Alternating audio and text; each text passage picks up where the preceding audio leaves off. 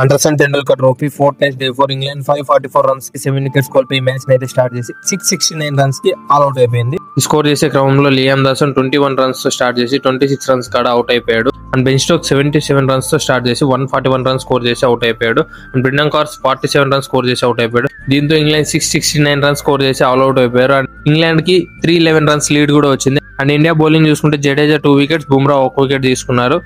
And return లో India second innings చూసుకుంటే 174 runs కి 2 వికెట్స్ కోల్పోయారు.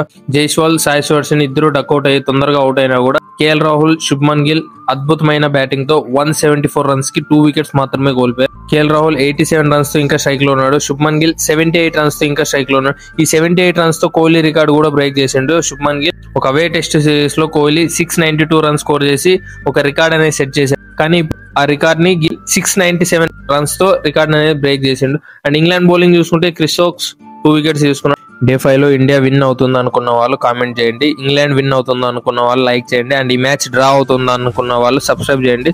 చూద్దాం ఎవరు ఏమనుకుంటున్నారు.